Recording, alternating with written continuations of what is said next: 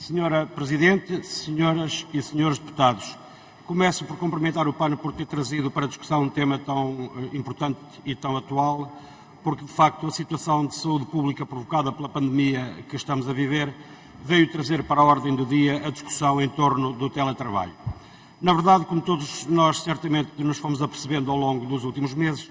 o teletrabalho foi, de certa forma, um mecanismo de recurso ou uma solução esporádica encontrada por trabalhadores e empregadores para procurar minimizar os efeitos da crise sanitária que ainda paira sobre nós.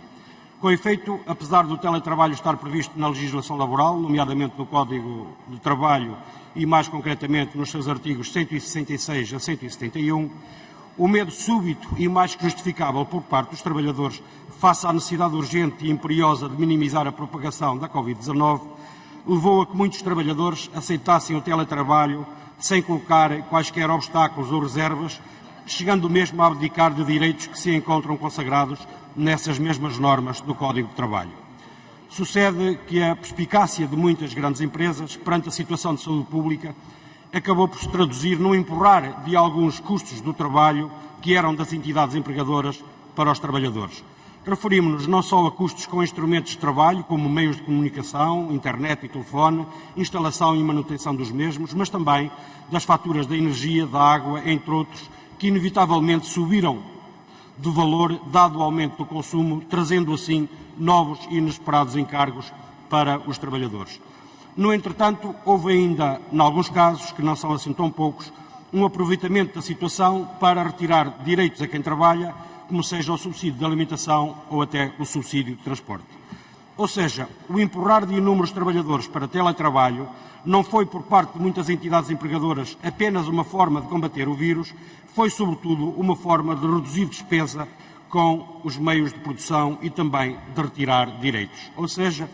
muitas empresas, aproveitando o momento vivido e a necessidade de garantir a segurança das pessoas, por via do confinamento, procuraram reduzir ao mínimo os encargos dessas entidades empregadoras. E por isso, os Verdes consideram que a discussão sobre o teletrabalho tem de ser feita com cautela e ter presente todas as suas variadas implicações, porque se o teletrabalho foi a solução mais rápida e possível face à pandemia, nós temos muitas dúvidas que possa representar um avanço no mundo do trabalho.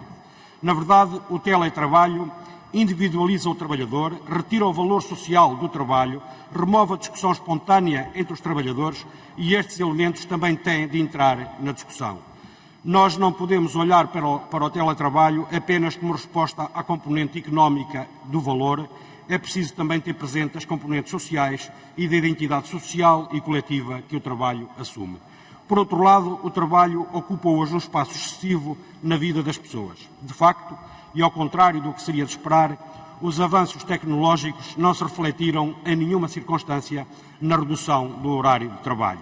E no modelo do teletrabalho, os trabalhadores acabam por trabalhar mais horas, uma vez que em casa é inevitável a desregulação do horário de trabalho, o que provoca dúvidas ao próprio trabalhador sobre a sua produtividade, acabando muitas vezes por condicioná-lo na necessidade de mostrar que, por estar em casa, não produz menos e, pelo contrário, dispensa mais tempo no trabalho, fruto de sentir necessidade de provar o que produz.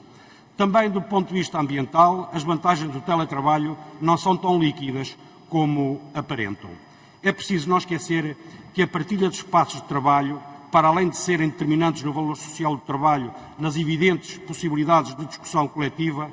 que não se esgotam em reuniões com data e hora marcada, tem também vantagens ao nível da redução dos consumos energéticos, nomeadamente da eletricidade. E tem vantagens ao nível das reduções de consumos energéticos, porque é necessária muito menos energia para alimentar espaços de trabalho comuns do que vários espaços individuais, como sucede com o teletrabalho, com todos os impactos ambientais que, sobretudo, a produção de energia elétrica potencia.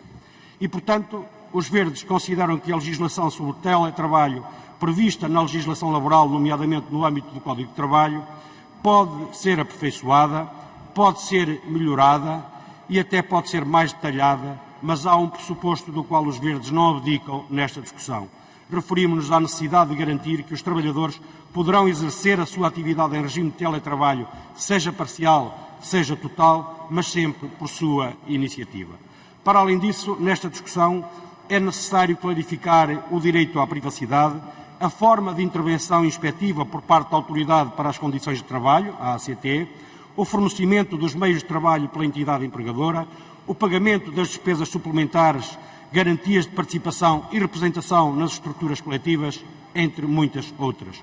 É este o acervo das questões que os verdes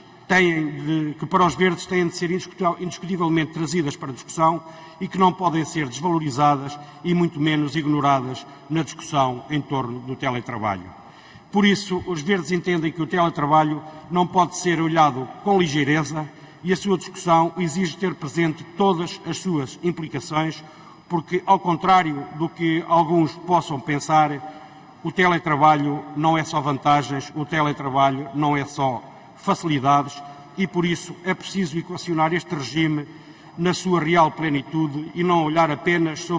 para ele apenas sob a perspectiva das vantagens, porque essa leitura pode resultar num verdadeiro teleengano e numa telediminuição dos direitos de quem trabalha. E para isso não contem com os verdes. Muito obrigado.